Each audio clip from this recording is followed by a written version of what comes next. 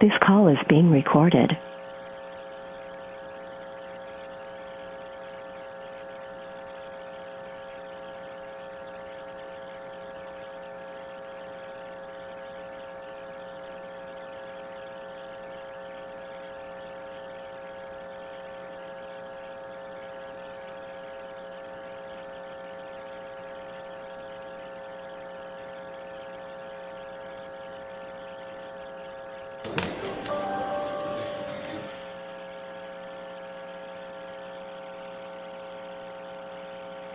Sure, they love that.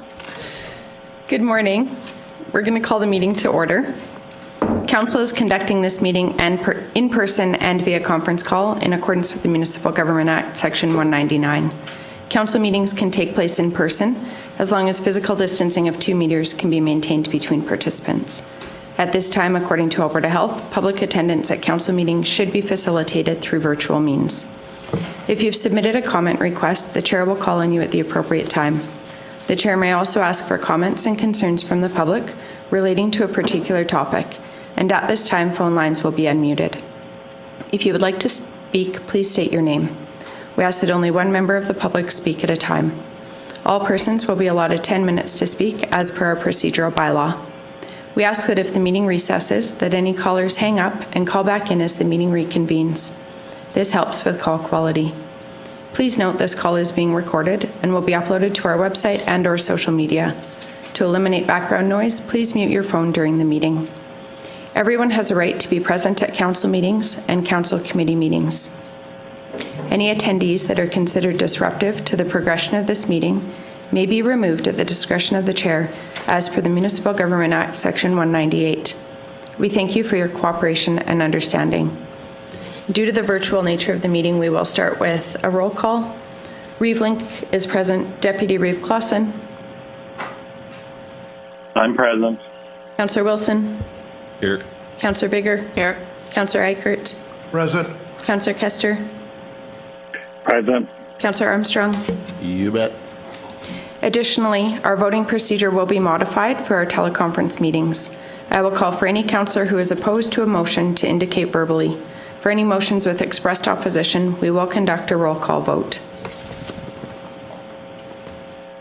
We have an agenda before us. Does anybody have any additions or changes?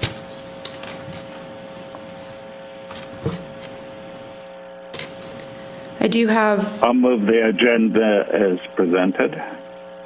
I do have one request for an addition. If you would consider an amendment, I had circulated a resolution for council to consider regarding endorsing my name to stand for election as Rural Elected at Large Alberta FCM Board Director.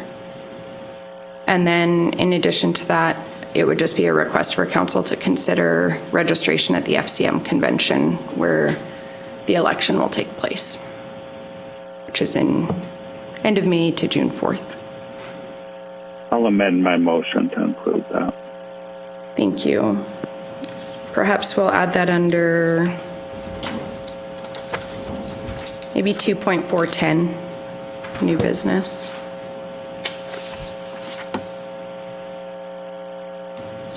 Any other additions or changes?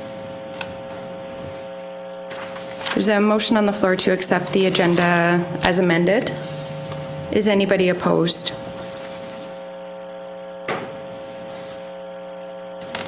Motion is carried. We had the minutes circulated in the package from our April 6th regular council meeting. Any errors or omissions?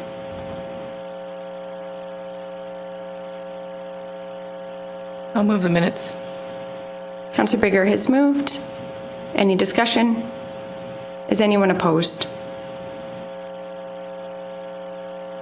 Motion is carried. We also had the minutes from our April 13th special council meeting. I'll move those be as presented. Councillor Armstrong has moved. Any discussion?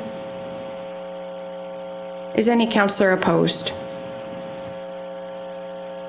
Motion is carried. 2.11, Bylaw 2021-10, Rocky View and Wheatland County IDP.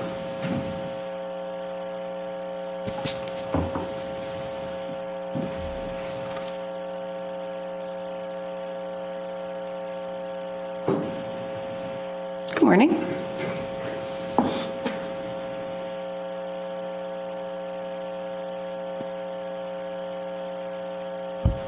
Good morning, councillors. Stefan Kuntz presenting for Planning and Development. So this item considers the first reading of the Wheatland County and Rocky View County Intermunicipal Development Plan. So the purpose of the IDP is to foster a collaborative planning approach between lands for a common border between two municipalities. So in this case, it applies to an area 1 mile on either side of the Rocky View and Wheatland border. This encompasses approximately 68,000 acres in size. So a bit of background on the IDP process and requirements. Obviously, with the amendments to the Municipal Government Act a number of years ago that looked to increase the regional planning requirements. One of those was for the creation of the regional boards, in our case, the Calgary Metropolitan Regional Board.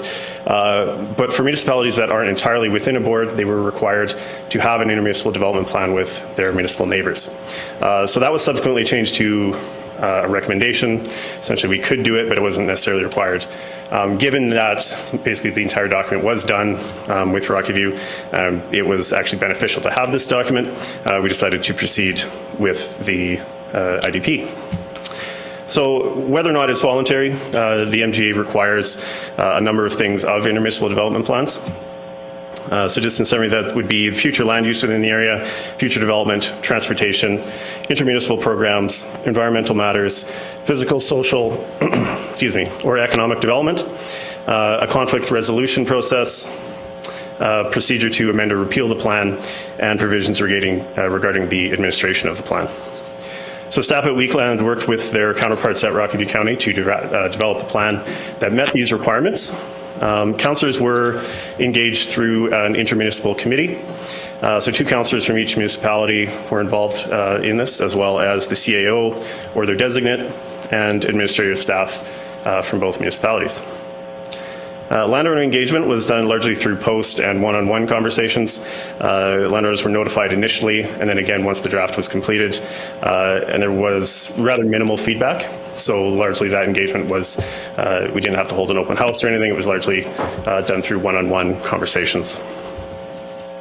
So in terms of the document itself, the goals and objectives focus on retaining agriculture as the primary land use in the plan area. However, it still does allow for development in accordance with each municipality's statutory plans.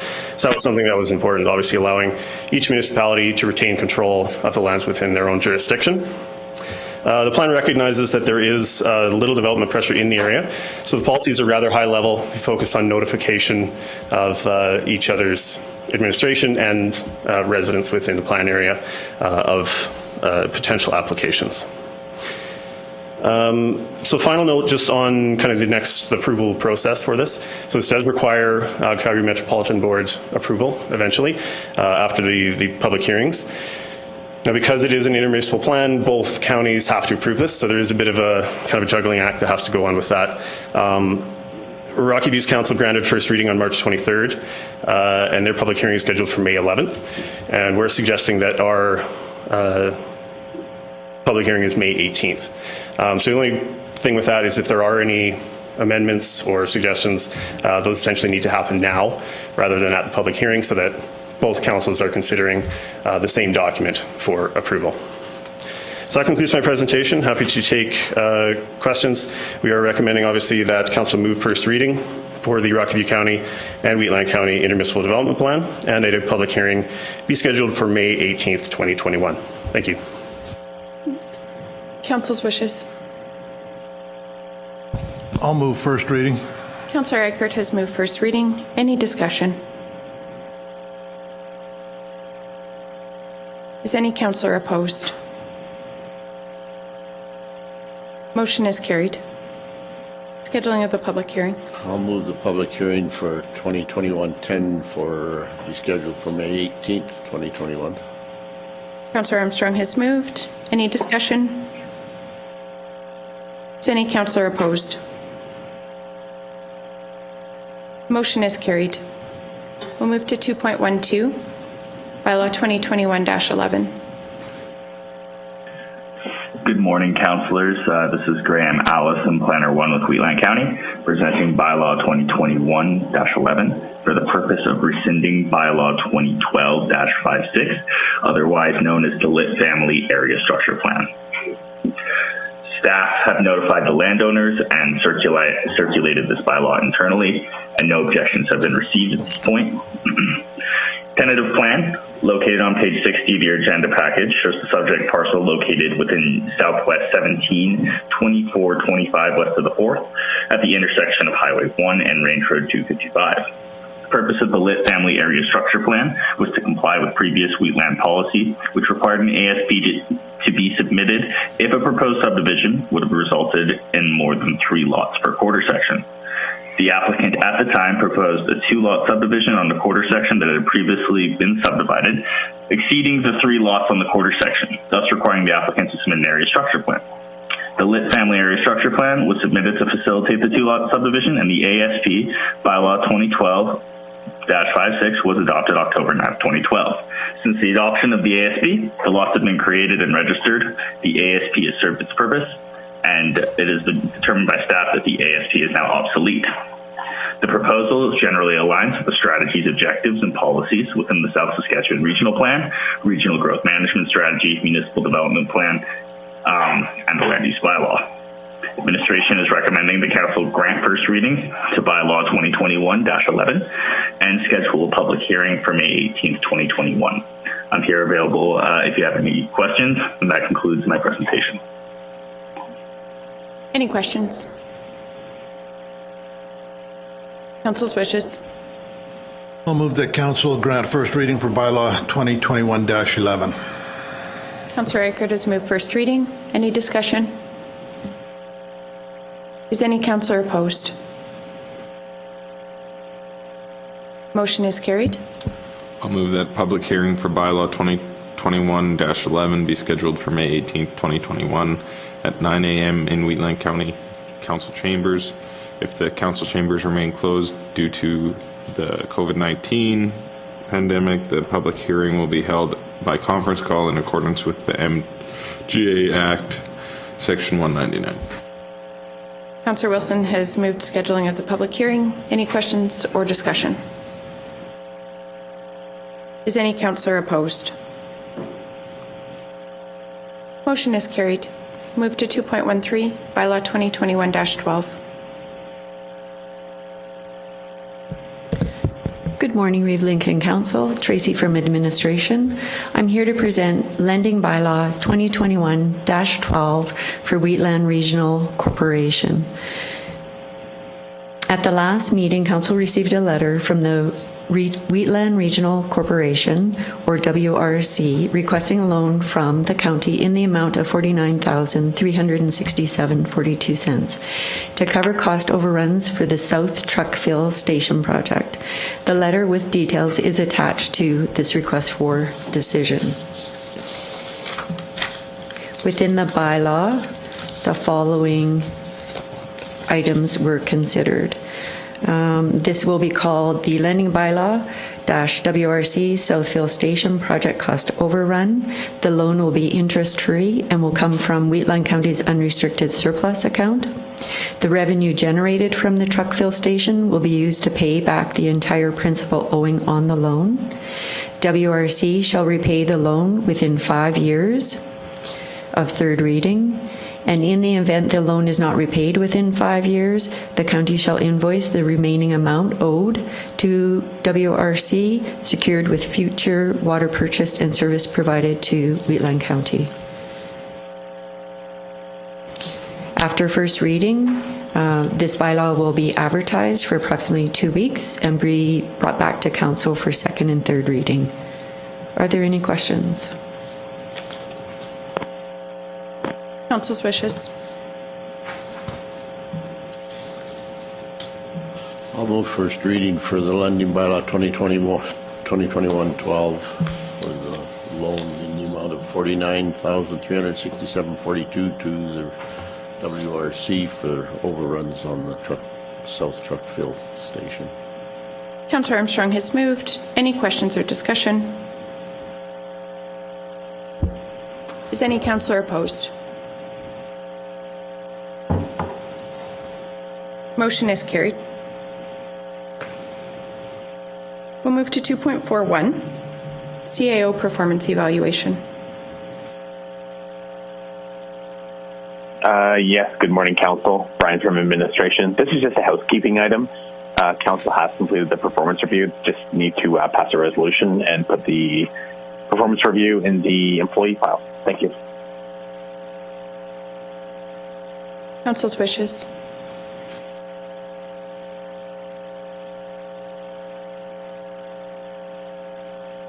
I'll move the recommendation. Councillor Wilson has moved. Any discussion? Is any councillor opposed?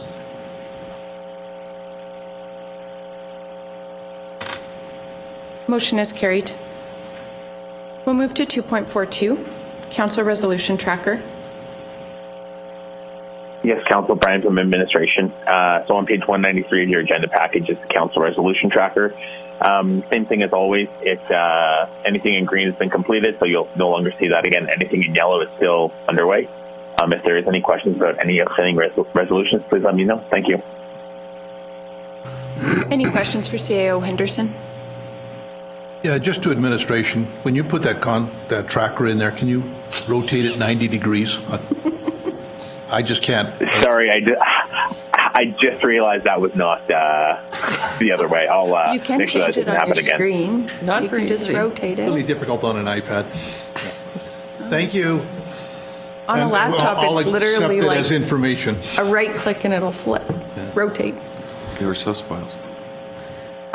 So spoiled. Councillor Eichert has, I'll show you. Councillor Eichert has moved. Any further discussion? Is any councillor opposed? Motion is carried. We'll move to 2.43. Good morning, Council. Tracy from Administration. As Council is aware, this is, we have about 6 inactive trust/scholarship accounts. This is, I believe, number 5. The last time the Reg Thurston Memorial Scholarship was used was in 2007. Our auditors have asked us to look into these and make recommendations and try to remove them from our books. So I have provided in the RFD the background, historic background, and also my recommendations moving forward. I did reach out to Golden Hill School Division, and it appears that there was miscommunication over the years, and that's why it was not used. School Division recommended that I contact the principal of Wheatland Crossing, which I did, and they said they'd be pleased to administer the scholarship, along with the other awards program. So I've included the recommendation for your consideration. Any questions from council? I'll move the recommendation. Councillor Wilson has moved to transfer it to Wheatland Crossing School. I do appreciate the attention by administration just to clean these up and to make sure that they are being actively used, and I think this is a great way to honor Mr. Thurston's legacy and service, and so yes, thank you for doing that. Any questions or discussion? Is any councillor opposed? Motion is carried. We'll move to 2.44, Hamlet Community Facilities Funding Grant Program. Good morning, Council. This Hamlet Community Funding Grant Program was a result of the applications from the new policy for this funding program. So I've kind of summarized the applications we received and the recommendations moving forward. I can answer any questions as well. Any questions?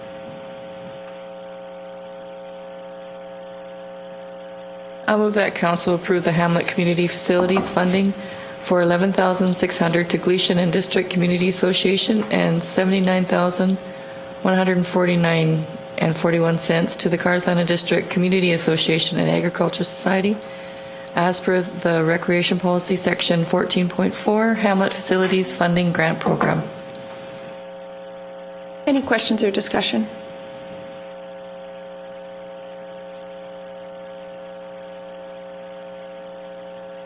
Is any councillor opposed? Motion is carried. We'll move to 2.45, RCMP Provincial Policing Reports. Madam Chair, member of council, I'm here this morning to present the first quarter / monthly reports for the RCMP detachments from Strathmore, Bassano, Gleason, and Drumheller.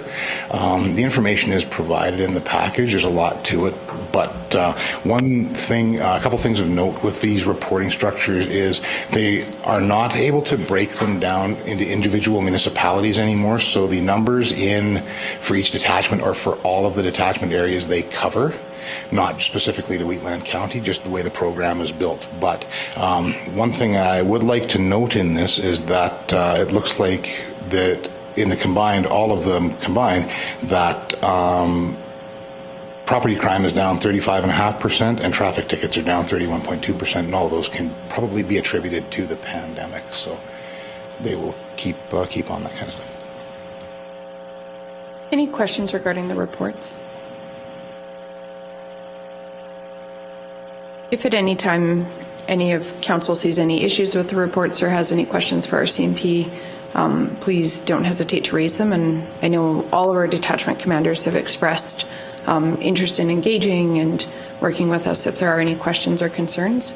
And so please, I understand these will be provided on a quarterly basis. If at any time when you're reviewing them, you're seeing a trend that you're concerned with or something outside of the focus areas we've already established, please raise that, and then we can either invite the detachment if it's a specific detachment or engage with the commanders as needed. Motion to accept as information. Also move. Councillor Bigger has moved. Any discussion? I just want to add a comment. I think it's nice to see that those crimes are down, but boy, oh boy, social media scams are just uncontrollably horrible. Can't just get them all the time. So if I may, just to comment, actually I got a phone call yesterday from a ratepayer who got one of those as well. So there is a reporting structure through the Canadian Anti-Fraud Centre. So if people are getting emails and phone calls and such like that, I don't have the website right off the top of my head because they've changed it, but if you just Google like Canadian Anti-Fraud Centre, you can report to them and they keep records of it, and it doesn't happen very often, but sometimes they are successful in catching these people and actually prosecuting them. Maybe we could put that website or something out on social media. I will, we'll get that done. That's a great idea. A lot of them, I get a few of them calls too, but when you listen to them, if it's on the telephone or on the computer, read the language or listen to the language. You're not going to prosecute them because they're not from this country. There's some oddball language coming through on most of that stuff. I think there has been, though, some international, coordination. There was that one, I don't know, in the last year, they did have a successful. Yeah, I know, they do every once in a while, but I personally, myself, I blame the telephone companies and because they know what's going on. These things can be stopped a lot quicker if there was no money involved for the telephone company. I learned something, I don't know if Councillor Kester wants to speak to it, but I learned it from calling Councillor Kester. He had call block, and I've put that on my home and my cell phone, so you have to hit *6 unless I've added you to my calling list. And I don't get a single telemarketer anymore on my cell phone or a home phone. So it's free through TELUS. I think it's called, Councillor Kester, do you remember what it's called? It's something like call block or call restriction or something. It's completely free. And it's... I think if you just go onto the website, Yep. whatever it's called, you'll be able to figure it out. Yeah, it's something like that, call block. Seems to work pretty good. Because the odd one still sneaks through, but yeah.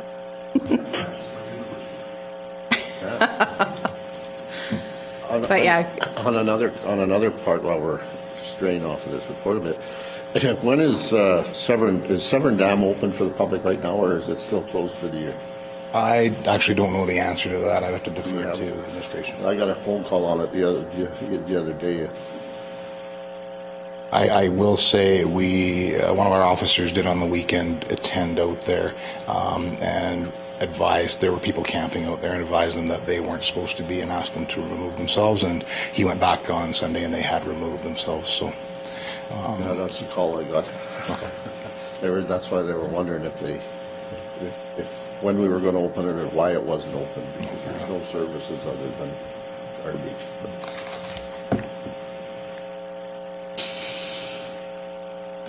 Perhaps we can look into that. Well, and I don't think it would have been an issue, except this year it's so early. People are out probably 2 weeks early and they're camping, and there's some old boys that go out there pretty steady and spend most of their summer out there. So, just a thought. Thank you. Just through the Reeve, Matt from administration, we have that noted, and we'll monitor that, and we'll keep the communication open to council on the progress of that monitoring. Yeah, if you can just let us know if it's open or not. Perfect. I had an inquiry as well, but it was more around the fire ban and campfires. And as I understand it, our current fire ban does preclude any campfires. So just the fire risk right now is so high. So any other questions regarding the RCMP provincial policing report?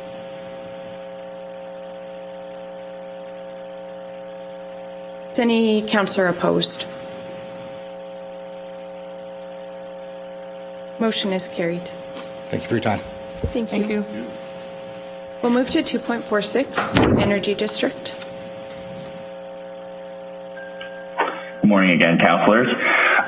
So staff have prepared a brief PowerPoint here, which is on page 245 of the agenda package. So if we could scroll to that, we can get started.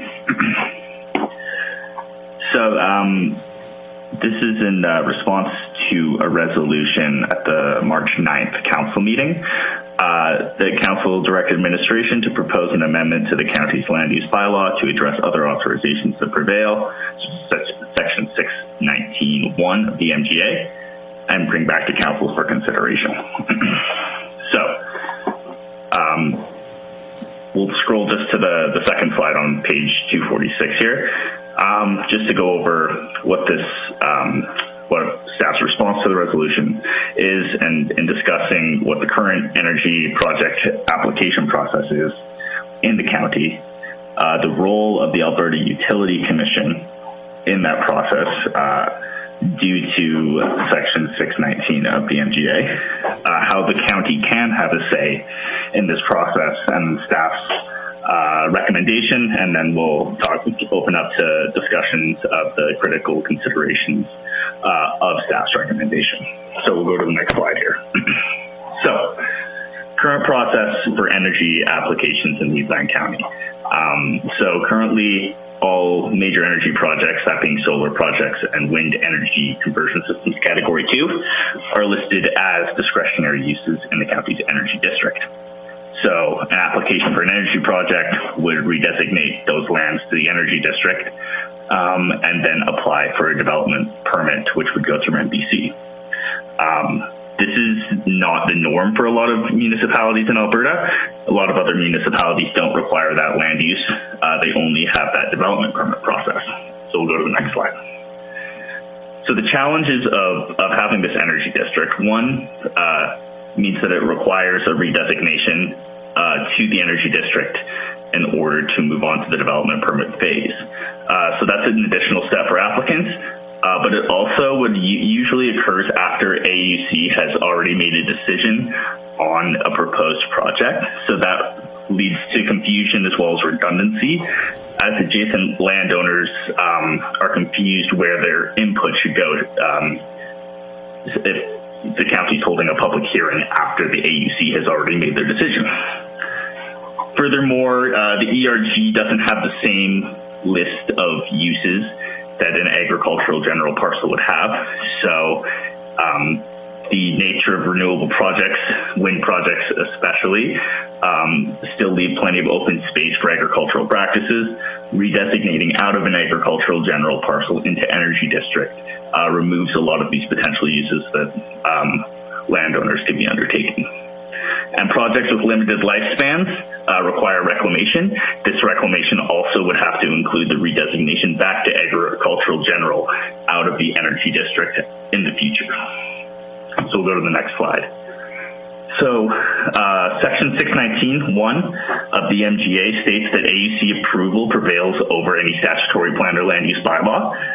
So this means that if a project is approved by the AUC, that takes precedence over the county's land use bylaw and policies. It also creates redundancies as a second public hearing process for ERG is just duplicated from the AUC hearing process. So the county needs to figure out a way where our landowners and stakeholders can provide feedback on these applications, and how the county can address matters that are not covered in this AUC approval. So we'll go on to the next slide. So the county can have a say by maintaining requirements, so setting areas of consideration that are not covered by the AUC, and seeing that they are addressed in the development permit stage. So that's by setting up regulations that that can set as a standard that the AUC will give consideration to in their decision-making process, and also making sure that matters not covered by the AUC can be addressed by the county. Further, the county can act as a participant within the AUC decision-making process, so making voices heard at that provincial level, and having standards that communicate with potential applicants and landowners to ensure that the county is active in that decision-making process. We'll move on to the next page. So, staff are recommending that council remove the energy district from the land use bylaw. In doing this, they would add solar project and wind energy conversion systems category 2 as discretionary uses within appropriate land use districts, such as agricultural general and possible others for county's consideration, including industrial general, rural business, etc. Next would be to update the specific use regulations. So creating site regulations and land use regulations that are governed through the specific use regulations of wind energy conversion system category 2 and solar project rather than within their own separate land use district. And then staff's also recommending that council update the development or direct staff to update development permit requirements. This could also give the county a say in issues not governed by the AUC, to give the county a say in site selection in regards to substations and least conflict lands. So, in summation, why remove the energy district? One would be to streamline the processes and matters dealing with overlapping or redundant jurisdiction and processes, as well as to align with surrounding municipalities in southern Alberta. To reduce confusion from adjacent landowners regarding when to provide feedback in the approval process. And by allowing the county to determine which matters they can make decisions on, and do that through development permit requirements, while also maintaining agricultural use of land and allowing landowners to make the most out of the parcels that they have. So staff have prepared a resolution. That resolution being the council direct administration to amend land use bylaw 2016-01 to remove the energy district. So now we can scroll to the last slide here for our discussion and considerations in this process. And that concludes my part of the presentation. So we're open to any discussion or questions at this point. To me, that looks good. That covers my concerns that moving it out of the public hearing process. So They're bigger. how is the county notified when an application is going to AUC that is out of our county? Like, what, are we at the table when that happens?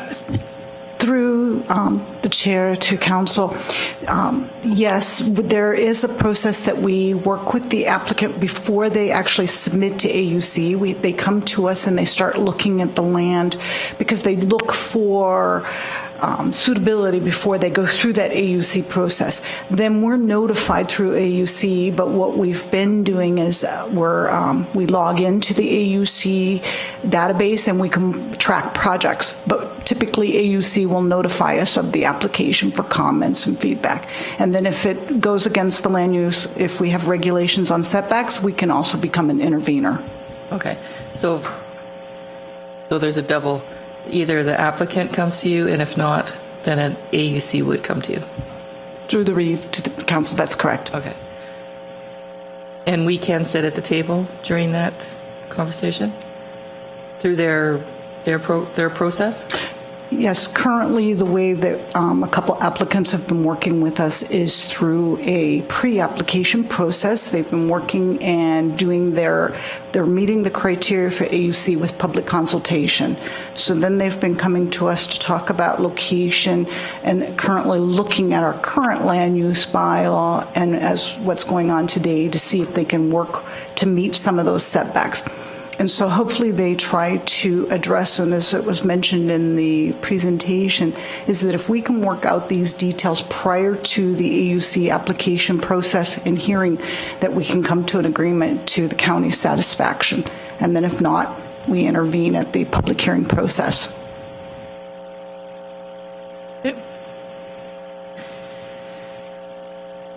Well, for my satisfaction, and just for my clarification, if this goes through as you're presenting it, we should not ever get into another position where we're sitting in a public hearing and AUC has absolute control over our decision. Yeah, through the Reeve. So yeah, so this would eliminate the county's public hearing through eliminating the redesignation from the process, but it would still allow the county to have a say as a stakeholder within the AUC's public hearing process. And it also maintains our ability to mitigate any like municipal specific issues, say around our transportation system or things like that at the DP stage. So table, and we also have it at the development permit stage. So. Yeah, because there are like municipal specific considerations that we need to address, and so we maintain that mechanism, but yeah, it gets rid of that redesignation. I'll move the recommendation. Councillor Armstrong has moved. Any further discussion? Or any I have a question. Yep, please go ahead, Councillor Kester. During the AUC process, are the adjacent landowners notified, and what is the radius of notification to these landowners? Through the I don't like to see, I don't want to, I guess the purpose of my question is to make sure our ratepayers are notified and they just don't find out about it when the county's talking about it. Through the Reeve to Council, yes, adjacent landowners are notified through the AUC process. They have their own policy and criteria for circulation, as well as public notifications that go out when the public hearing process or date meeting is occurring, as well as how they assist adjacent landowners with obtaining special consultants to help them preparing reports. Okay, thanks. Any other discussion? Good.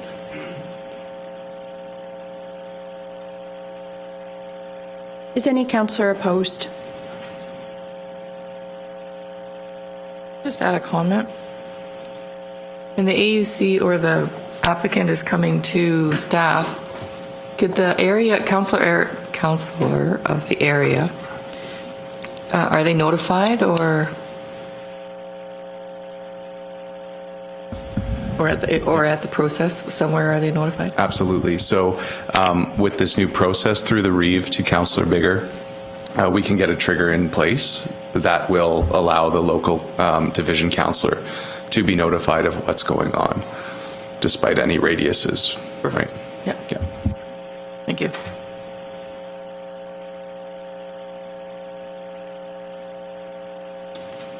Just to double check, is any councillor opposed? Motion is carried.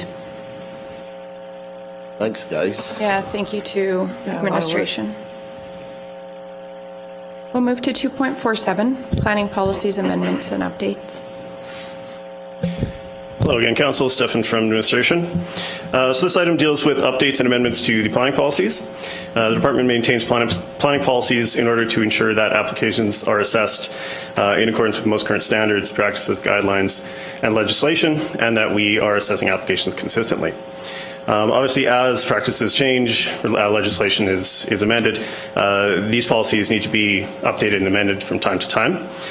So we have done that and taken advantage of the opportunity to clarify some of the items that maybe weren't worded as well as they could have been in order to improve overall clarity and make sure that we are being as transparent and providing prospective applicants with the easiest process as possible.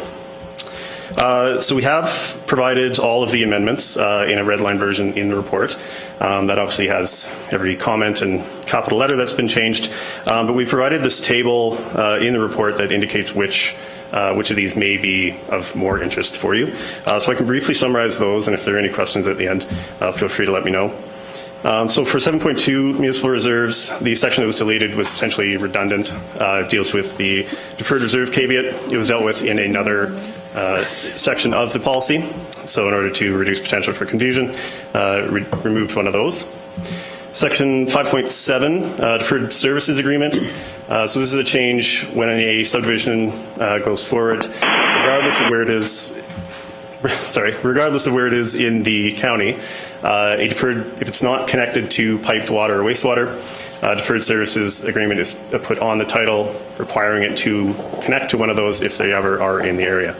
So that's been changed from anywhere in the county to only quarter sections that have 6 or more parcels in them. 7.6 is adjacent landowner notifications. So this has to do a little bit with what we were talking about this morning with the IDP. Obviously, when this policy was done, there weren't as many IDPs as we have now.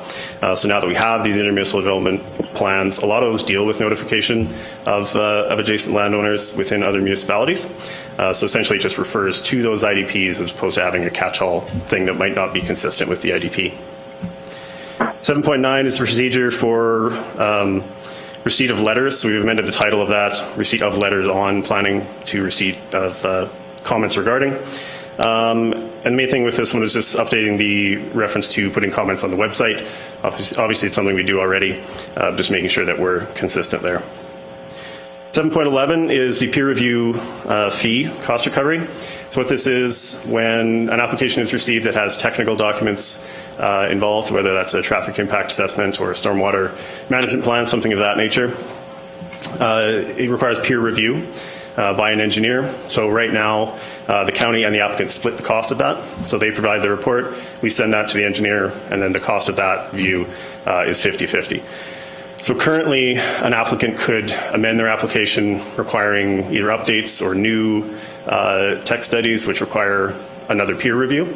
So that second peer review, or third or fourth, are still split 50-50. So what this is changing this to is the first one is still 50-50, but any subsequent one that is, again, when the applicant makes a change, any subsequent one, the applicant is then solely responsible for paying that peer review cost. So this obviously takes the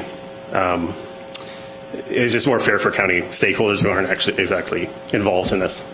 And sorry, do we have a question? Through the chair, yeah. On excuse me, on that, for that third-party peer review, does the applicant make the choice of who does the peer review, or do we make that choice? Through the Reeve to council, the county has a contract, and currently our third-party review is with Michelini Engineering. So we select, they have their own engineer, and we select one that there's no conflict of interest, and it goes through our. Because when this first came up for the cost sharing and the 50-50, that was the issue around it, was that the applicant had no say in who the third-party review was. So we split the cost. Now, if we're going to force them to pay the full cost, are we going to give them an option to pick the third party? Through the Reeve to Council to clarify on picking up that full cost. When that is applied, typically what has been occurring is we've approved all the plans, the documents are approved, and we're proceeding with development. Then they decide to change the footprint or something on their development, which triggers an entire review again, because we have to update most likely the stormwater management plan. And then because they've decided after they've started, whether it's in the DP stage, that they want to change their plans, then we become still, as a municipality, responsible for those changes as well when it should go back to the applicant. That's when it applies. It's only when they make a change, they do that too. Okay. And we've already approved the previous plans. Okay, no, thank you. Okay, great. And then the last item is 7.14, dealing with certificate of compliance. So when an applicant requests a step compliance on a real property report, minor change here is just updating how and clarifying how the setbacks are addressed and met. The main one here is actually reducing the timelines for the processing of RPRs. Right now it says that we endeavor to do it within 1 month, so this would change that to 2 weeks. So that concludes my presentation. Again, happy for any questions, and we are obviously recommending option 1, that these amendments be approved. Thank you. Any questions from council? I just have a comment from the Reeve. This is an excellent package. She wrote it on the paper that she handed me. Donna didn't have an agenda, so I gave her my one I made notes on last night. No, the RFD, what I meant. I'm like looking over, I'm like, I'm pretty sure I wrote something. The RFD is excellent. What I loved is that you had the track changes, but also drawing our attention to the ones that are higher impact to decision making. It made it really easy for me to look what the changes were, and I just appreciated the format. So it's user friendly for us, I think, to know what's going on. So we appreciate it. I agree, and I'll move the recommendation. Councillor Bigger has moved. Any other discussion? Is any councillor opposed? Motion is carried.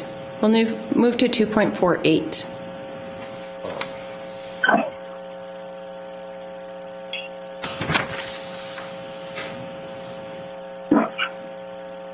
Morning.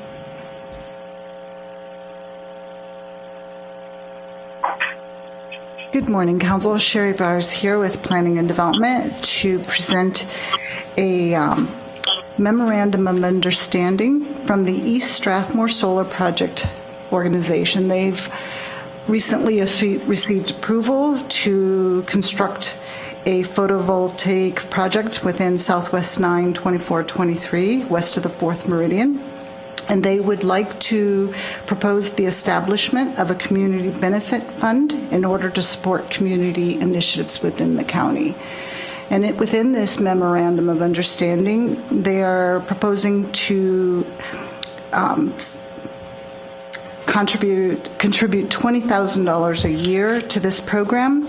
And the programs that were outlined are established that they would do allocations $10,000 to fixed distribution, which would fall under environmental education, schools, assistance for individuals for handy bus, libraries, so that we could help them be eligible to access certain programs. And then the other $10,000 would be allocated to an open application process, which would be within line up with programs that we currently use throughout the county. So the application process is outlined for the open funding process and the categories, and the fixed ones would be a program that we set up and work, and the contributions would come to the county, and if the schools or any individuals do not use these funds, it would stay within a reserve account we create and be allocated the following year. So that concludes my presentation on the MOU, and that staff is recommending that council accept the memorandum of understanding from East Strathmore Solar Project Inc. to establish an annual community benefit fund to be distributed to various initiatives, organizations, and events that benefit the local community. And we also have Dave Rhymes available if you have questions about how that gets allocated into any specific programs. Well, what's going to happen after 10 years? That would conclude this MOU and understanding, and if the solar facility is still in operation, we could have that conversation again about continuing with this contribution program. Well, why wouldn't, rather than saying the end of 10 years, why wouldn't they put in there that to the end of the project? I think this is just through the Reeve to Councillor Armstrong. This is a similar template to two other municipalities in the province of Alberta, so Innisfil, and then they're setting one up with Newell County, and this is their standard template. We can certainly go back and have that conversation with Strathmore East Solar. However, what I can communicate today confidently is that this is the same template that they use. And what we have done as a county is we've kind of tweaked the allocations and the eligibility and the sections that you see. So for one, it's, libraries and the rest, and then for another. So we've done that modification back and forth with the developer. However, this is a standard template. Now, and to the manager of planning's answer, for 10 years, I mean, we can have that conversation at the 10-year or the 9-year mark, but we can certainly talk to them. Yeah, I like the idea. Like the proposal is nice. My reason for my question is, once you get them used to the tit, how do you get them off it? And after 10 years, you walk away from it. Who's going to pick it up? The finger points at us, right? So that's why I asked the question, if they're going to do that, and if it's a good proposal for 10 years and the project lasts for 25 or 30 years, it should be a good proposal for...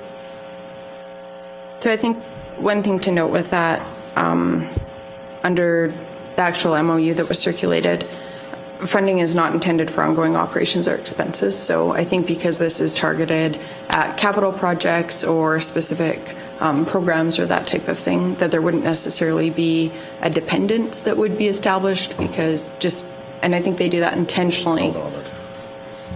Things change over 10 years. They will become dependent on it. Maybe we can gouge them for more at the end of 10 years, though.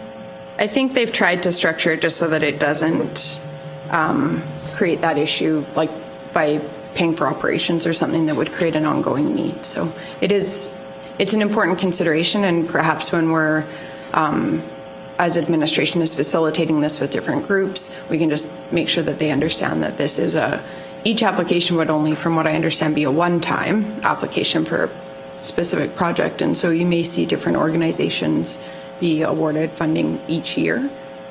So, but I know, I know what you're saying. I understand how it works. Yeah. I appreciated that, and I hope it's okay to note publicly, but our Wheatland FCSS will be facilitating the fee assistance, and I thought that was an excellent way to do it because they're so in tune with what the needs are locally. So I appreciated that that was built into this.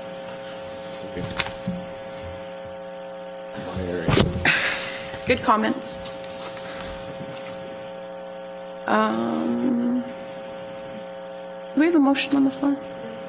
No? Okay. Council's wishes. Thank you.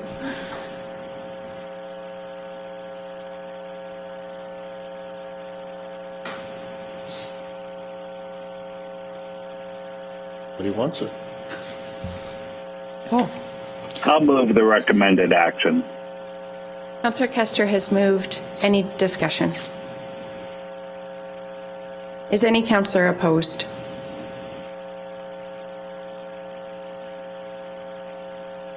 Motion is carried. We do have a 10 o'clock appointment. Do people need a break, or will you be able to go through?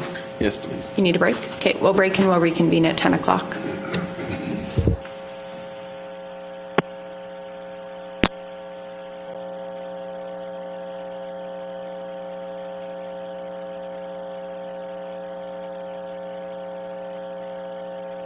This call is being recorded.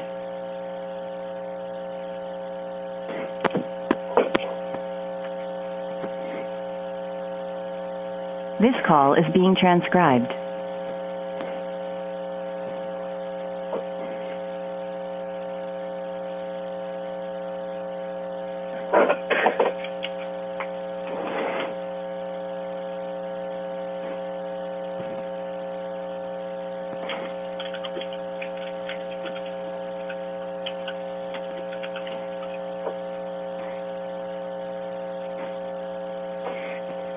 We'll call the meeting back to order. We have a 10 a.m. appointment with representatives from MNP regarding the audit findings and financial statements. Good morning. Good morning, Sean Pilling here from MNP. Good morning, Mr. Pilling.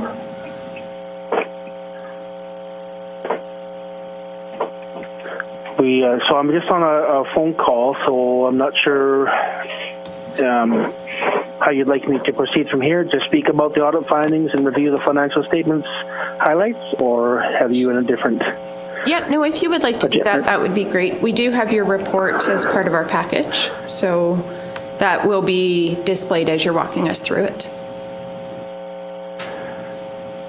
Okay, so I'm starting with of course I don't have the link to see the display, so I'll talk to what I think you're looking at. So I'm starting with the audit findings report. And effectively, I'm looking at the overview page. So we have submitted our report to you, and in the engagement status, we have completed the audit. We are prepared to issue our opinion. You may see in the status data that we were waiting for outstanding legal confirmations. Those have all been received, and there are no amendments and no adjustments that would be required on the financial statements. So everything is recorded the way that we expected it to be. So our audit report, independent auditor's report, we expect to issue an unmodified opinion on the financial statements to the county. And so an unmodified opinion means that it's also considered a clean audit opinion, that the financial statements are presented fairly in accordance with public sector accounting standards. Going into the significant areas, so there were no changes from the audit service plan. So what we had planned to do is consistent with how we executed the audit. Our materiality that we used was about 3% of your gross operating revenue, or effectively $1.1 million. Now, yes, it sounds like a big number, but it's only 3%. And then we reduce that value down when we actually look at the individual transactions.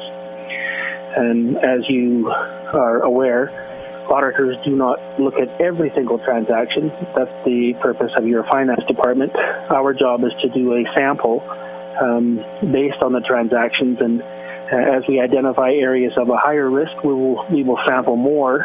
So in other words, the materiality would drop. We would be looking at more transactions within that transaction stream to ensure that things are recorded properly. Sorry, I may have used a term that's unfamiliar. A stream, for example, is where you're going to generate revenue. So you've either got revenue and receivables, or you've got receipts which came into cash. So that's one stream to generate from initiation to deposit into the bank through the receivables and such. So, and at similar streams, there's looking at how the transactions flow through the accounting. So identified or suspected fraud, our audit, is not relied on. We're looking for, and it's not the main purpose to look for fraud, but we are cognizant of and aware of and watching for if anything looks unusual or untoward or suspect. Nothing came to our attention to suggest that there was any indications of suspected fraud or actual fraud out there. So everything is good there. Next page talks about compliance with laws and regulations. And again, nothing came to our attention that would make us think that you were not in compliance with your laws and regulations, or worded positively, you are complying with the laws and regulations applicable under the Municipal Governance Act and the county bylaws.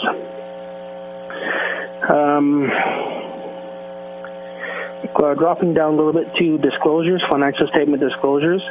So as you've seen on the statements, there's it's about 30 pages long, and there's a lot of detail in the notes that describe various transactions. So we look at the notes as well as the numbers that are presented there, and in our opinion, the disclosures in the statements are clear, neutral, and consistent with the underlying transactions. We also look at internal controls to ensure that the county is conducting itself in accordance with the controls that it's got in place, and that's both to monitor, detect, or correct to ensure that documents are recorded properly. And so there are no significant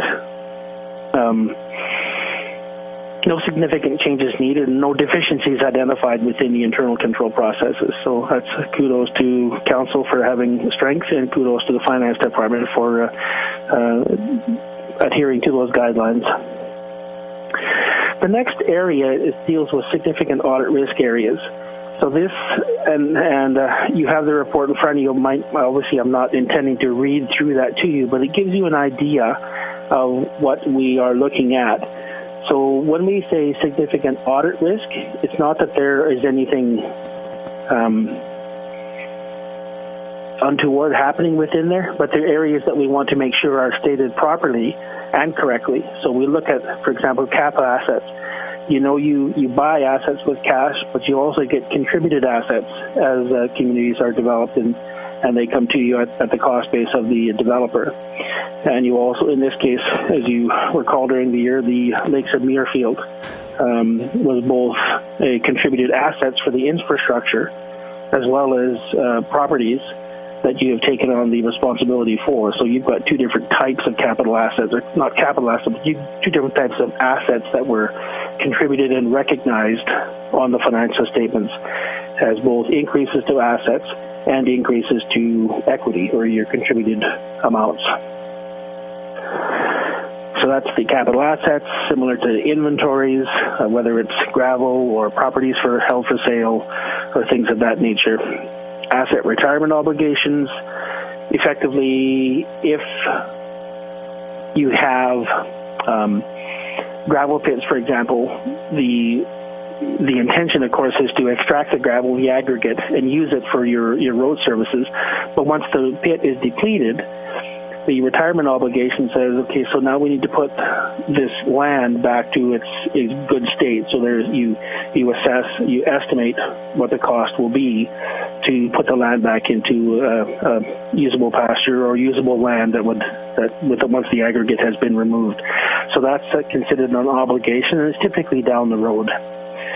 There are more standards coming, more accounting standards coming out related to asset retirement obligations, and they will be more applicable in the future. Revenue you receive, particularly for government grants and such, often come with stipulations. So here's a grant that you can use to acquire capital assets. So that has to be used on those cap assets, or it has to be sitting on the balance sheet as a deferred revenue or a deferred liability to either repay to the funding source or to use in accordance with the dictates of their contribution agreement. So we watch that deferred revenue and the restricted contributions to ensure that they are properly recorded. Reserves, those are internal transfers between the equity accounts, whether it's for capital or operating. And there's a note that describes the various reserves that you have put into place. Government transfers, payroll, again, areas that we're looking at to ensure that things were recorded properly. And our findings are that all of those items that we just went through, that they are stated properly in accordance with their underlying documents. There are other areas. I'm on page 5 here. We maintain our independence, which means that we can be objective when we're looking at the information. We're not subject to being members of council and turning around and saying, yep, everything's perfect, trust us. We are independent and look at the information objectively to arrive at a conclusion. Often in an audit, there are differences identified that are not adjusted because they're considered trivial or insignificant. And the last comment on here is that there are no significant adjustments that have not been made within the financial statements. In other words, the financial statements and all the information related to it, to the financial results, have been recorded within the financial statements, as you would expect.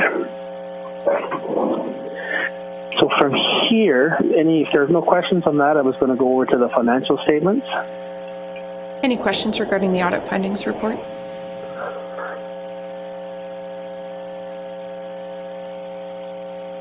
Yep, sounds like we're good to proceed to the financial statements.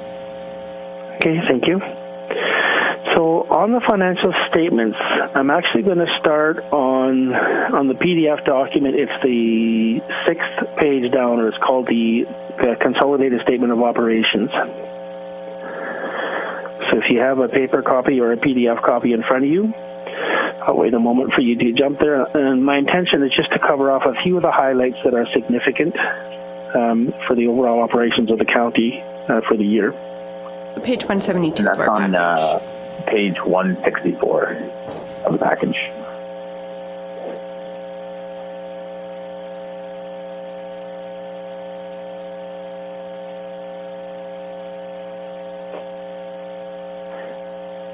Okay, let me know when you're ready for me to proceed. Yep, please go ahead. Okay, thank you. So on this page, this is your statement of operations. There's probably only about 4 or 5 lines I'm going to talk about here.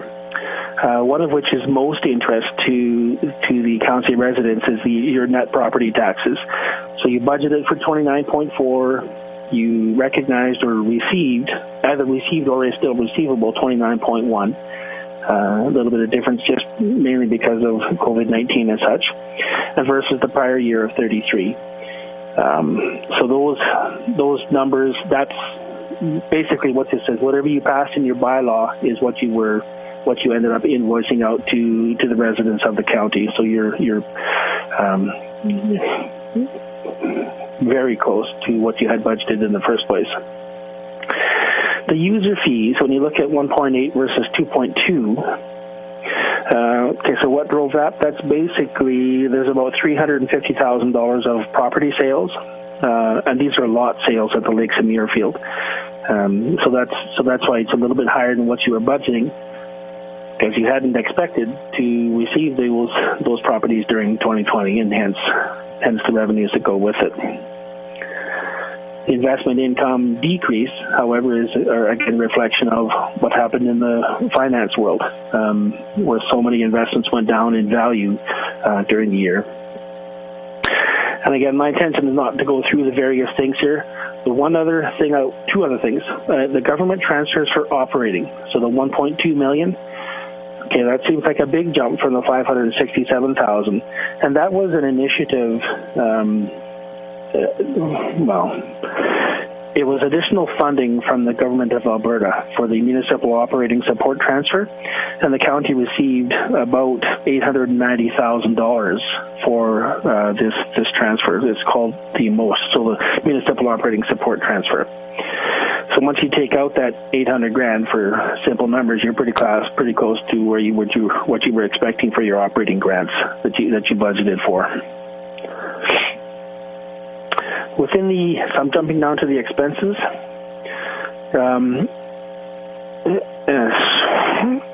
So they're a little bit lower than what you were expecting, but a lot of your costs are also driven by activities, and activities were so very restricted during the year just from COVID-19 information. You might find this, so if you're in one of those departments as listed on this statement of operations, you'll be able to identify that better. But if you want to know, so we're going to jump to, just if you can follow me for a moment, to note 15, which is page 12 of the notes. So I guess that would make it 178. Okay, that works. Thank you.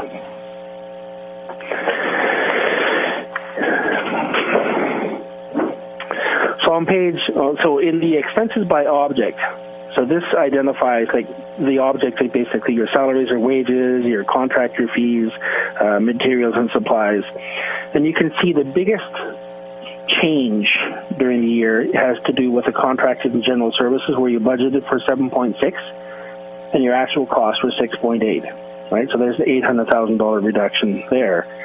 And the materials, goods and supplies budget of $6 million. And your actual cost $390, or $3.9 million, so just over $2.2 million reduction. So those two items are what we see in the other municipalities that we audit.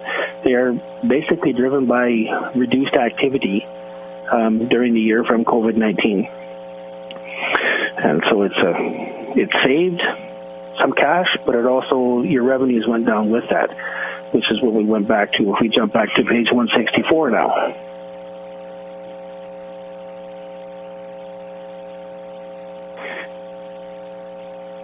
So are you back there yet? Yep, you bet. Okay, thank you. So as a result of your revenue of $35 million versus $34 budget, and your expenses where there's a $40 million cost versus a 43-point budget, you had budgeted your operations of a $9.8 million deficit, and actually the deficit was 5.5, and that's before capital items, right? So the capital monies are always, they differ year to year, depending on what the government is willing to support or how much you've actually incurred to deliver various projects. So transfers for capital, you received 4.9, and your spending, your budget, it was 3.1. And then the contributed assets, the 11.5 and the 9.4, those are both related to the Lakes at Muirfield. The difference between the two, so the contributed assets is basically the infrastructure, all the infrastructure out at the Lakes at Muirfield, whereas the contributed inventory represents the lots that you will eventually sell. And you distinguish between these two because one is going to stay there, that you'll be part of your infrastructure carrying forward, and the other ones will be reduced as the various lots are sold to not tenants but homeowners, home buyers. So as a result for the year, if you looked at the overall budget, there was a deficiency budget of 6.7. and the actual is a $20.4 million surplus. And as you can see, most of that is made up out of the whole thing is made up from the government transfers and the additional contributed assets. Now, it's important to note that this $20 million surplus is not cash, as you can easily see with the contributed assets and contributed inventory, because those are not cash. They're physical assets that you have.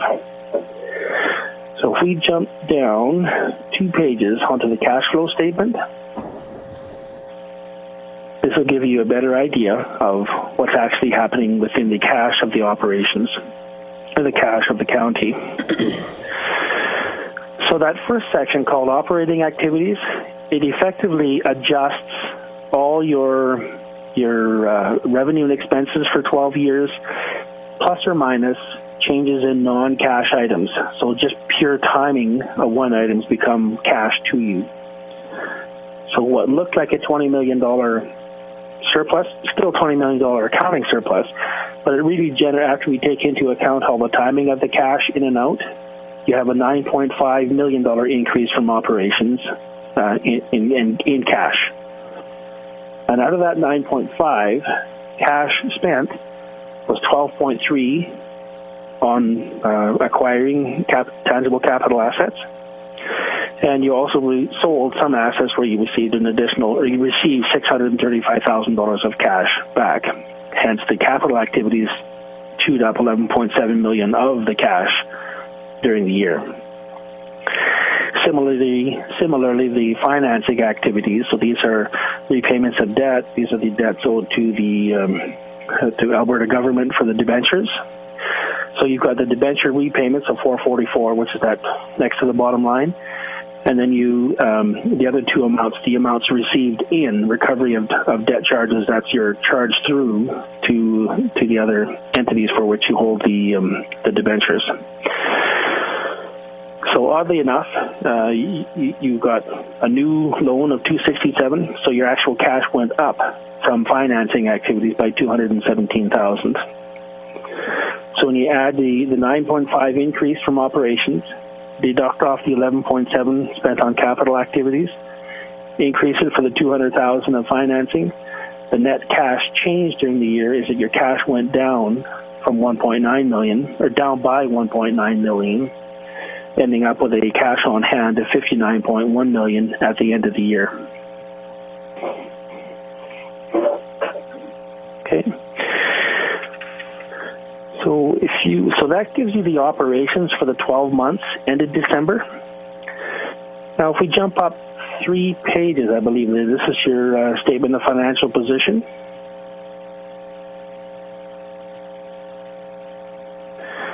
Okay, so this identifies, this is a snapshot at a point in time. So everything we've spoken about so far has been changes within the county over a 12-month period. Sorry? Someone was just clearing their throat, sorry. Okay, sorry, I'll continue then. So this, thank you. So on the financial position, this is a snapshot at December 31st. So it'll be different 2 days before and it'll be different 2 days after. But at December 31st, these are the assets you have on hand at their cost basis. So the $59 million in cash we spoke about, taxes and grants, you'll see it's $6 million receivable versus 1.1 last year. And that had to do with timing of receipt on one of the significant property taxes. So out of that $6 million, for example, 3.7 of that is from one company, and their taxes are current, like they are considered current. You would receive those right away, and that 3.7 makes up the bulk of the change from 1.1 up to $6 million during the year. And in fact, even though it's a big number, like I say, you take that 3.7 out, you're getting closer to where you would expect to be. Four accounts, 5 accounts rather, I guess, if you add that large one. 5 of the accounts represent balances in excess of $75,000, and these are from companies that are still receivable at December 31. Okay. The inventory held for sale, so this is your property, the lots out at Lakes at Muirfield. And if you were just thinking, I just mentioned to you a moment ago that we had received 9.4 of inventory during the year, and there's only 9.1 left. Hence, $300,000 worth of cost basis on these properties has been sold. Okay. The other items, like I said, they're timing of when you can expect to use the funds or to pay the bills or to repay a long-term debt or things of that nature. And these are fairly consistent year over year, with the exception, of course, being accounts payable, and that's just a matter of timing of when you pay the bills or when you incurred them in 2019 versus 2020. So at the end of the day, the accumulated surplus, so this is an accounting measure, right? The difference between all your assets and all your liabilities, you've got an accumulated surplus at the bottom there at $314 million. 250 of that is tied up in tangible assets, capital assets, inventory for consumption, that'd be your gravel, and your prepaid expenses accumulate to the $250 million. So we covered a lot of numbers there. Overall, like I mentioned, surplus for the year, $20 million. Your cash went down a little bit, and the rest of it is pure timing of receivables and payables for the activities. Those are the highlights as I see them from an audit perspective, and hence our report. As I mentioned, our report is that the financial statements are presented fairly, in accordance with public sector accounting standards. And that opinion would be on page, should be 3 pages above, 2 pages above that in the independent auditor's report.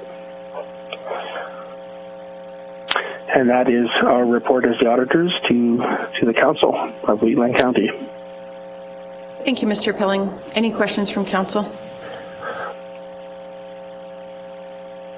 There's a recommendation for a motion on page 187 for council to approve the financial statements.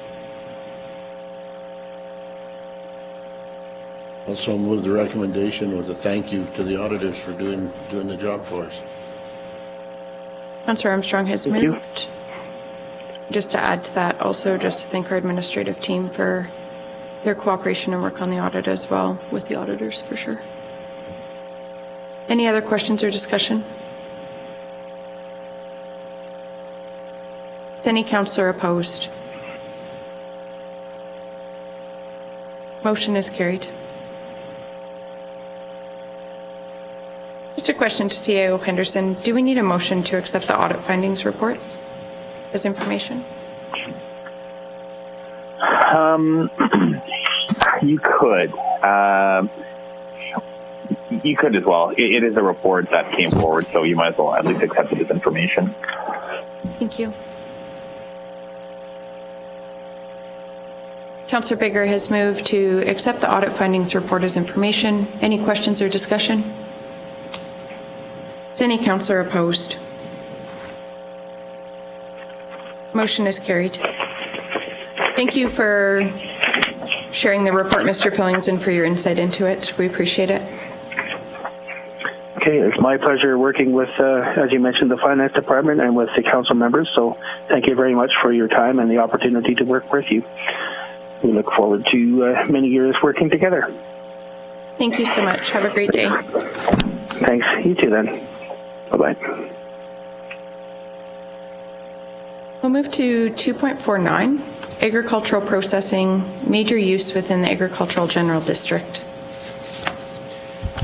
Hello again, Council. Stefan Kuntz for Planning and Development. So this item deals with a request for direction. Question has arisen regarding the appropriateness of a use, the agricultural processing major, use within the agricultural general district. So the purpose and intent of the Agricultural General District is to promote and accommodate agricultural land uses and preserve the agrarian character of the county. The use in question here is the agricultural processing major. So you can see the definition on the screen. The highlights of this are that it's a large-scale business operation.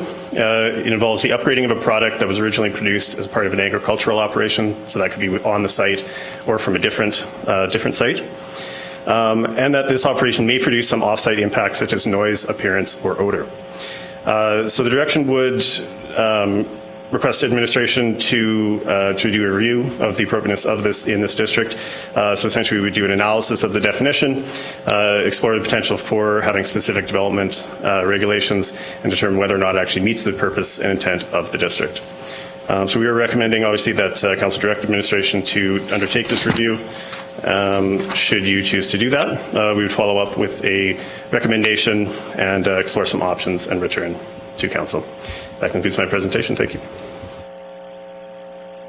Council's wishes. Tom, go ahead. Probably the one that I brought this forward. I've got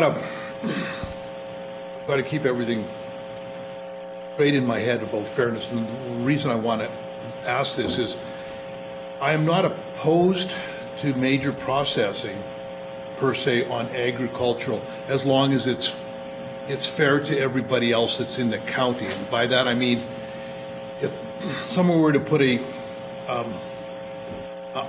processing plant of some sort on a piece of agricultural land and it's everything is tickety-boo, as long as that piece of land is assessed at the same amount of land that we'd force somebody in an industrial park to put that piece of property on.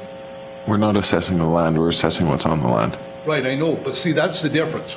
So at an industrial park, we are getting on a 5-acre piece of property that is just bare bones doing nothing, we're getting like $12,000 or $13,000 an acre for that piece of property. So this is it. So this piece of property. But again, if the owner of that 5 acres didn't strip and grade that piece of property, whether it was zoned industrial or not, and they farmed it, they would have been taxed as farmland, even if it's zoned industrial. So I don't see your point, to be quite honest. So but as soon as they put in at that industrial land, so we'll use Wheatland West. If they hadn't stripped it, it would just be considered it'd be ag land, like it'd be taxed at an ag land because that's the case. But as soon as if they put an industrial processing plant on, like if they put this processing plant on that piece of property, then all of a sudden that land is now worth $250,000, $300,000 an acre, right? And that's our assessment is on that cost. But I think the question I would ask to staff is if we have a piece of land zoned agriculture and the owner strips and grades that and doesn't put it back into agriculture land, what is that taxed as? Yes, that's my question. And then I think I also heard a question, which I wouldn't mind having confirmed.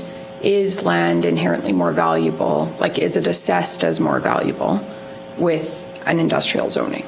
Because I think you were kind of asking that as well, right? And that is, because when I've got people that are so there's an inherent advantage to developing your own land.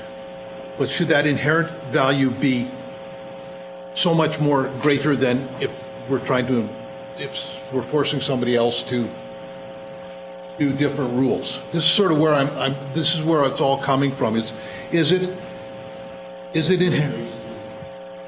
Isn't it based on the use of the land? So until that land, the use changes, that's when the change. That's what I understand from Dennis. Right. Yeah, and I understand that, but at that point, at the point of use change, because what we're trying to do, I think, is allow people to keep that ag designation, but at that use change, do we charge, is the taxation fair from that ag use change? So if we have a major processing plant on ag use, when that thing fires up, are the taxes going to be the same? It's going to be the exact same, because that's what they don't assess based on what it's zoned. It's assessed based on use. We've had Dennis in here every year tell us that. Yeah. Yeah, but I think there's certainty around the that. land assessed at industrial? Because we are talking $350 an acre valued land at ag land. The land would no longer be classified as agricultural land because there's really strict. Just because it's zoned, it doesn't mean the assessor's going to. A good example of that is on the colonies where they're building arches and they're doing other things. Some of their parcels are assessed differently. I know the one out in my area out east there, they've got one 5-acre parcel, I think it is, paying $10,000. Change the use. Right, and I'm just trying to get this through my head so that it makes, I think for me it makes a difference. We're sort of trying to push. Oh, she's to me, it's no different than, if I understand it correctly, if I take a 3-acre parcel out of my quarter and it's rezoned as country residential. If I never build on it and I just keep farming it, it's still farmland. It's assessed as farmland. The minute something goes in there and they put a house on there, then it changes, the assessment changes, and then I get taxed on the. But that's why I'm more curious to see what farmland stripped and graded is taxed. Right. So it does sound like, so the question before us is whether or not we would like administration to review the particular use of agricultural processing major within the ag district. I think through that review, we could answer some of these questions about how is ag land assessed if it is stripped and graded prior to a change of use, because that does remove the agricultural use of it. So it could provide clarity for that. It could provide clarity around if there is sort of disparity between assessment of agricultural land that could be used for essentially an industrial purpose versus industrial land. I don't think it's a bad thing to review, and I think it's and I actually meant to read the land use bylaw around like mitigating impacts as well, but I think it would be good for us with our hope to attract more value added or processing into the county. It would be good to be prepared and make sure all those mitigative processes or considerations are in place prior to developments coming forward. Question to staff. This was way before this council, but Ben, you would have been on council when, and I guess you guys would have changed the land use, and I'm curious how, if that changed, that section changed when the elevator came in. Because I know that's industrial zone where the elevator sits.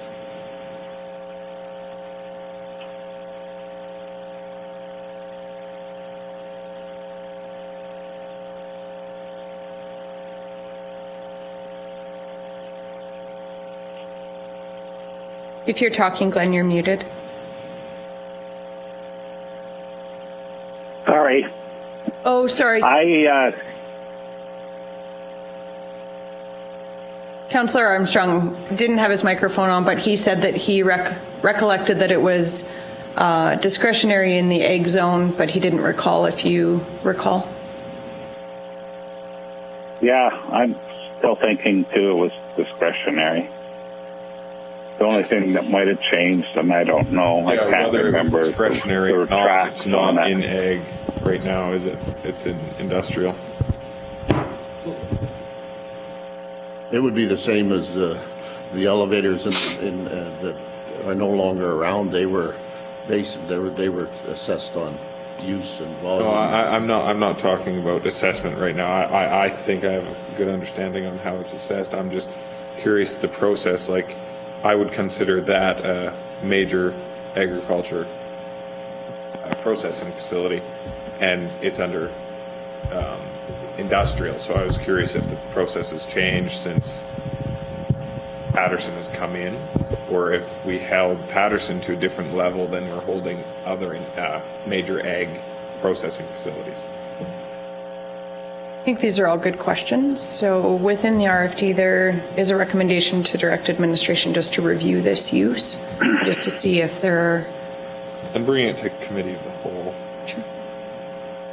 And I wouldn't mind, I also mind a definition between agricultural processing major and agricultural processing minor. Just because, at what point, say if Cargill wanted to come in on a piece of ag land, that would definitely be, number one, would it be doable on agricultural land? Like if say Wilson Farms decided that they wanted to build a massive slaughterhouse, would it be possible? And as opposed to, so that was 6,000 head a day, as opposed to if I'm going to bring in one that says I'm going to do 200, so that's major and minor in those two deals, but the 200 a head, in my mind, is also a very big operation. So, so what the difference on that would be. And I don't think I'm happy for staff to bring this back, but I don't want them to think I'm opposed to it. I think if it's related to agriculture to any extent, I don't mind having it discretionary. I think it's easier on the businesses. It's a little more enticing. You don't have to pay however much. I mean, I don't want you guys to think I'm opposed to it. I'm just curious on the clarification on, especially if we do have that major processing facility as an elevator and it didn't go through that way, or why are we holding certain businesses to different standards and everything like that. I'm really not worried about the tax assessment. I mean, Dennis has explained it quite well a couple times. We can beat you over the head with anything to get through. I think the only difference between being on agricultural land or rezoning it is public hearing, if the ratepayers actually want it or not. I don't think there's any difference in the end of the day. If you put it on ag land, it's different to tax. Well, there's a big difference to the developer because there's different processes, and you're going to make it tougher on the developer, which is not enticing business into the county. So there is a huge difference. Exactly. Yeah, it's a public hearing process. It adds on about 2 or 3 months of time and the cost. And depending on the subdivisions that come out of it, there's more. Yeah, and it's red tape. I get all that, but it's just doing it for taxation. no difference. It's no different than building a house on country residential, Ben said, and if you don't build the house, the tax is farmland. If you build the house, then it's taxed at market value. If you build a house on farmland, you pay market value on the 3 acres, no matter what it's zoned as. So there are ways that things are equalized out. I'm in favor of it to be left in agricultural land for the same reason. It gets over the public hearing and it's extra time and expense.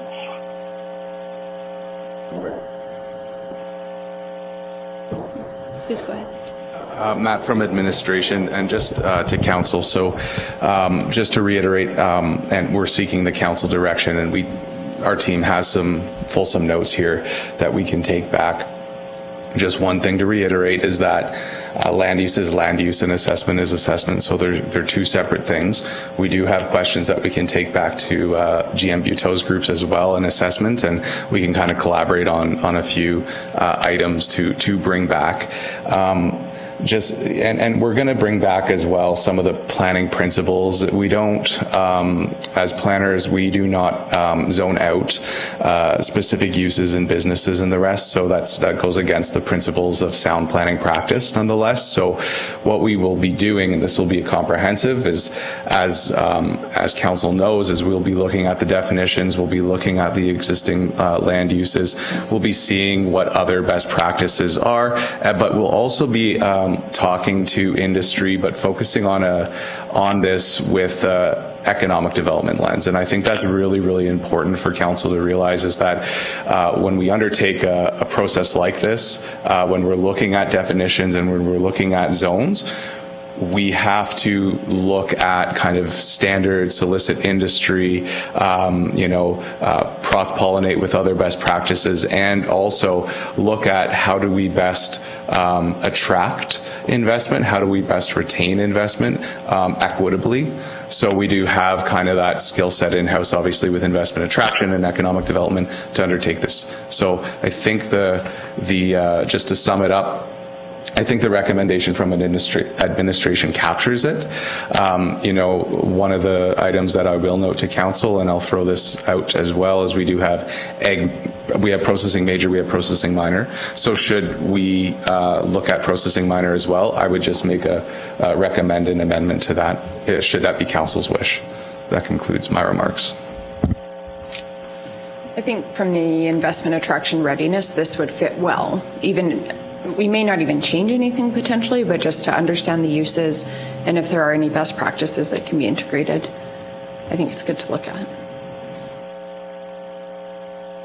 Council's wishes?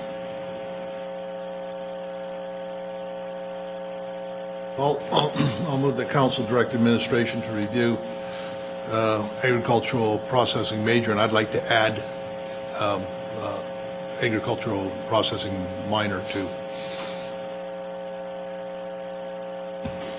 Any questions or discussion?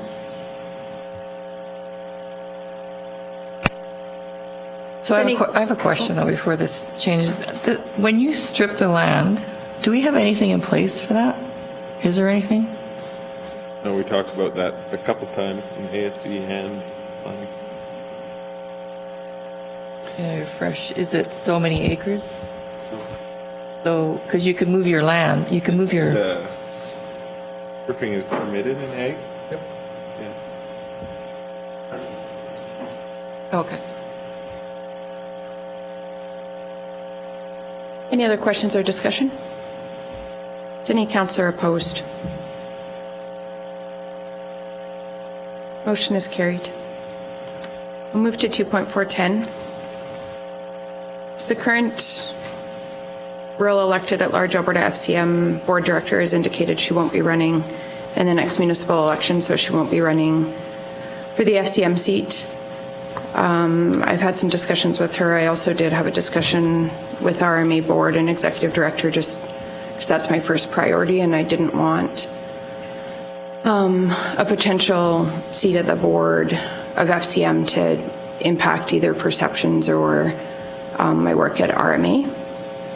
the RMA did indicate that it's quite common across Canada for provincial or territorial associations to have their board members sit as their at-large members because they can bring sort of that provincial perspective as well to FCM. I do currently sit on several FCM committees, so the time commitment will be very similar to what it is now. I currently do attend the board meetings, but I don't have the right to speak or vote at the board meetings, so that would really be sort of the substantive change if I were elected. Obviously, there could be multiple people as candidates for this position, but in order to run, I do require an endorsement by council. And RMA does cover the cost for the rural at-large elected member. The time commitment is the convention, 2 board meetings a year with committee meetings surrounding those board meetings. And then there is a few days where they set up advocacy meetings with the MPs. So it's basically 4 times a year where there's that time commitment. And I did discuss this with Deputy Reeve Clausen, just in case my time at this would impact council meetings, and that he was willing to take on that increased responsibility, and he was supportive of that. The cost implication to council would be that we would, as long as I was sitting on the board, your council must have a membership. So if we did at some point decide to not renew our membership with FCM, then I would resign my position on the board if I were elected. And as well, our council would need, or I would request that council cover my registration and per diems for the FCM convention this year. It is being held virtually, and that's where the election will take place. Happy to answer any questions. Oh, through the chair, I would put that motion on the floor to allow that to happen. If we're FCM, I know we sometimes think we're not getting anything. We have in the past got some financial gain out of them, some legal help. I know there's not much there right now. I know we have in the past through our association with SEWA got some substantial financing to them to keep moving forward as we are. And if you're sitting at the table, you may as well have a voice in it. I don't like the idea of sitting at the table and not being able to put your voice to the conversation or that's going on. So I don't have a problem with it. So I'll put the motion forward. I did circulate a sample resolution. I'm not sure if you're willing to do it as laid out by FCM. It's well, whatever. The whereas is and the be it resolved. I'll put it on the floor. Okay. Thank you.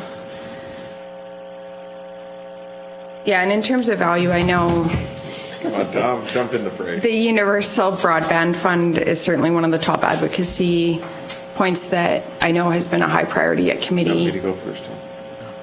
As well as the asset management, which, as we just saw through our financial statements, rural municipalities do tend to have significant reserves, and the asset management, in my opinion, is a really critical piece for us to help people understand why those reserves are required and how they will be utilized. So, and I know that's helping. It's actually being used. I think 60% of the asset management is being done in rural municipalities. It might even be higher than that. And I'll just add to my comments that we're still working with FCM with SEWA on funding. So still funding available through the programs for where we're headed for this. So that would be available if we're not a member. I kind of doubt it. But anyways. So, Amber, I know you'll do a wonderful job at it, and I know I'm probably but FCM, and you brought it up that if we're out of it, then you would step down from, and I know they need, if you're going to have an organization like FCM, having people like you on the board would be a good thing, but I cannot get past the fact that it's $1 billion slush fund, and we're bound to get some money. They've got $1 billion to give out. They're going to throw some. It doesn't cost them absolutely anything. Just throw a couple of crumbs to the puppies, and the puppy's happy. So I will be voting against it, but it's not because I don't assume that you're doing a good job. It is, again, because I do not believe that a group like FCM should even exist. So, And I fully respect that, and I, to a certain extent, I agree with you, right? And I do think that I have seen, sitting in the last board meeting and seeing the CEO Saab, Carol Saab has done a phenomenal job at streamlining FCM, and she is committed to a more fiscally efficient organization. And I would love to, I will be summarizing some of those changes for our council, but also for District 2 in my report, because I've actually been surprised at some of the pivoting that Carol has done for FCM. And I think that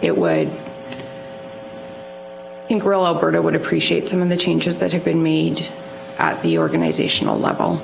But I fully respect what you're saying.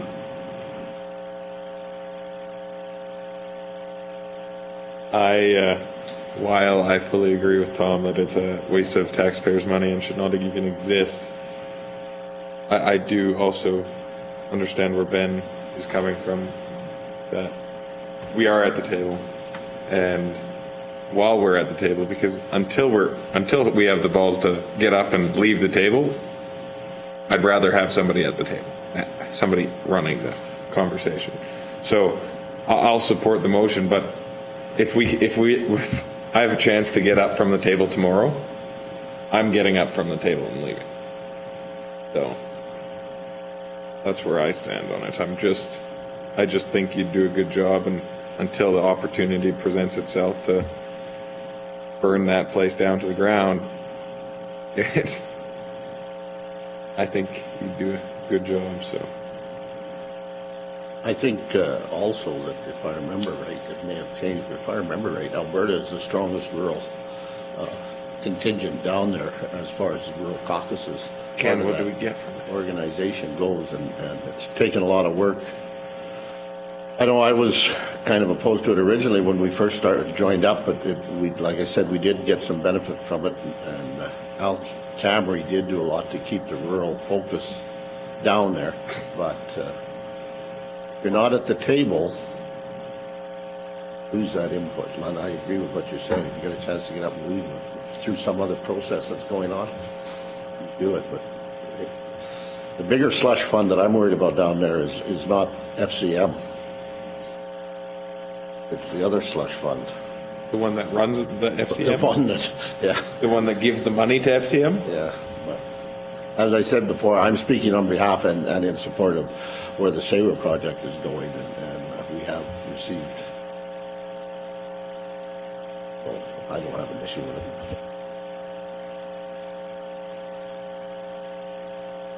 Any other questions or discussion? Is any councillor opposed? I am. We'll just call for a roll call vote. Reeve Link in favor. Deputy Reeve Clausen. In favor. Councillor Wilson. In favor. Councillor Bigger. In favor. Councillor Eichert. Opposed. Councillor Kester. In favor. Councillor Armstrong. I'm in favor. I understand where Councillor Eckert's coming from, but I'll still vote in favor. And then I think it would be best to do a second motion regarding the convention. Just You pay for it yourself. I can pay for it myself. I can. So, and just for awareness, I guess, I have been doing the committee work on behalf of District 2, like as a volunteer. I'm not charging the district.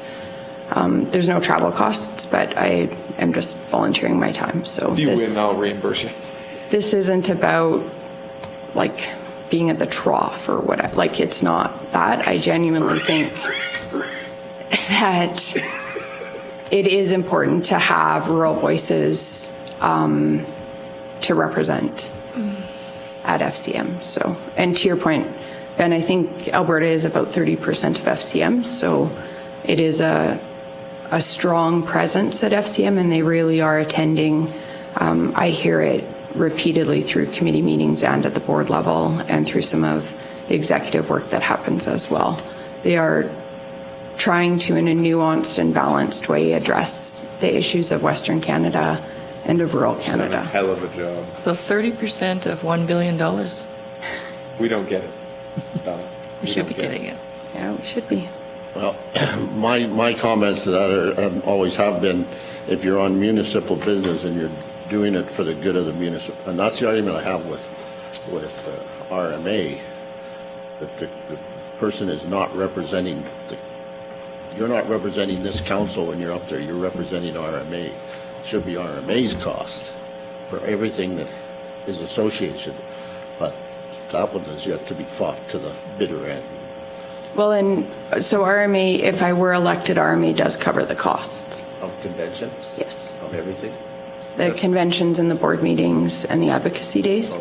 So will they reimburse? This first convention, they don't, because I'm not representing, because that's where the election is being held. Well, I still say if you're representing and you're going on behalf of council, you should be reimbursed for what you're doing on behalf of council, so. So put the motion forward, Ben. And I will wow you with a extremely fascinating report from convention. You can look forward to that. I will look for sessions that are the most valuable for Wheatland when I'm attending the convention, for sure. And there are some, I actually looked at the program, and there are some valuable sessions that I will try to register if they're not full. So, and the early bird is April 23rd, so this does give us time to save that little bit of money as well. So, Councillor Armstrong has a motion on the floor. Any further questions or discussion? Is any councillor opposed? Motion is carried. Thank you. We'll move to 3.1. We have correspondence from President Paul McLaughlin from RMA, an invitation to do a member visit. You guys all probably recall when Al Kamara came and did a council. Oh, no, I didn't. You what, sorry? I got his autograph. Oh, nice. He would have gave it to you. He thinks pretty high of himself. Just further to this, I did receive a note from Reeve Henn from Rocky View County, just wondering if we might want to coordinate a visit between Rocky View and Wheatland with RMA, with Paul. And I did forward that to Paul. I haven't heard back from Paul. I did reach out to him again yesterday and haven't got an answer, but if we could facilitate an intermunicipal meeting with RMA, would council prefer that, or would you prefer an individual meeting? I prefer an individual meeting, face-to-face, not over the telephone. And we're hoping to do these visits in person with any councils that are comfortable doing that. So Paul would travel here, set up, I think in the letter it outlined, there's two choices for length of visit. You can do a standard 1 hour meeting, either during a council or a committee meeting or a standalone, or there's a longer meeting where you spend 2 or 3 hours where the president and your director, me, can learn more about your operations and what makes our municipality unique. I don't think you need 3 hours. Yeah, I don't either. An hour is sufficient to get anything we need out of it. We could even invite him to join us at lunch at one of our council meetings if that works. That's what we did last time, if I remember right. Yeah. It was just a lunch meeting with them. And, yeah. So just At least I like Paul. perhaps a motion just directing administration to or facilitate a meeting, an RMA member visit during the lunch at one of our upcoming council meetings. So moved. Councillor Wilson has moved. Any questions or discussion?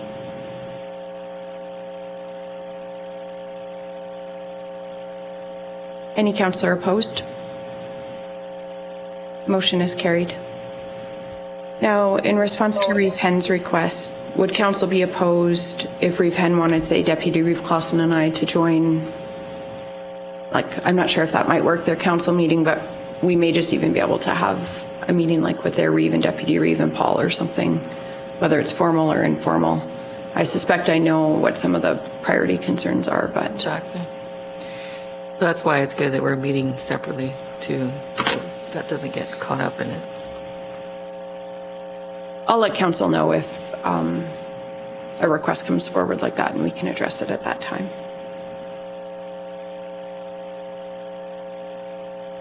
The other correspondence we have is an invitation to participate from Mayor Fuel regarding their collaborative work with Siksika Nation. We did have a ratepayer as well had contacted the town of Strathmore, one of our ratepayers, just inquiring about why Wheatland wasn't involved in some of that collaborative work.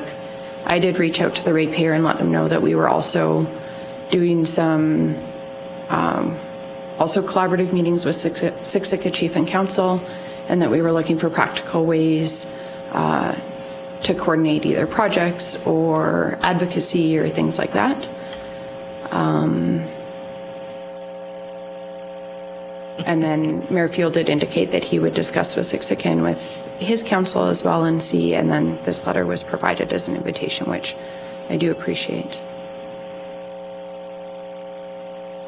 But is there something that, like we already have a regional WRP, so why don't we just try inviting Siksika to that? That's an idea. Like, I mean, maybe in the past they haven't, it hasn't worked out, but he seems a little bit more. Right now, personally, through the chair, I would rather accept it as information until we've had a chance to discuss it further as a off of this.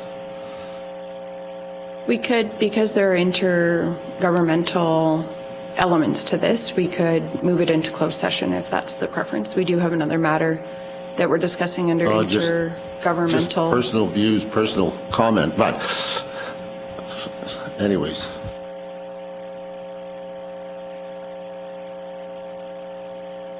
So we do.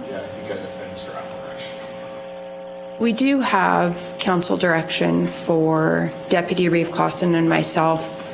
It initially kind of was born out of our ICF discussions because we're not required to do an IDP or an ICF with Siksika, but I believe Deputy Reeve Clausen and myself, and Donna, I think you're alternate. Alternate, yeah. Because of our borders. Because of our divisions bordering Siksika Nation. I would really like to coordinate on this and be involved in some of this collaborative work myself. I recognize that maybe not all of council might want to do that. I don't know if there might be consideration to extend the resolution that we have for Deputy Reeve Clausen and I with Councillor Bigger as an alternate. Perhaps we could use that same. It was almost like a committee appointment like we had made with the IDPs, like the inter-municipal collaboration committees, if we could extend that to this work. Working collaboratively, we discuss and address numbers.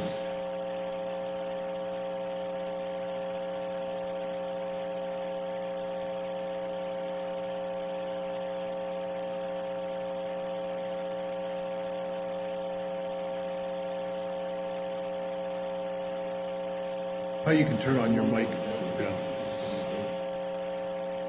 And I would respectfully disagree with that, just through conversations with Chief Crowfoot. I wouldn't, sorry, just to clarify, I wouldn't be talking about Siksika like that. Oh. Okay. I would be talking about somebody else like that, the other partner in the letter that I will not name. Indeed, he wasn't talking to him.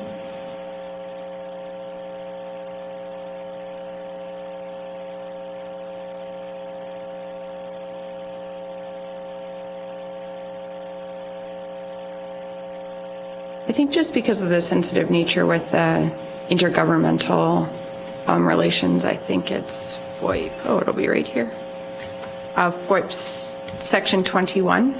My preference might be to just further this discussion in closed session, and then we can come to some kind of, if there's a resolution arising, we could do that once we come back into open session. Need a motion to amend the agenda? We can move any matter into closed session. Okay. I'm just.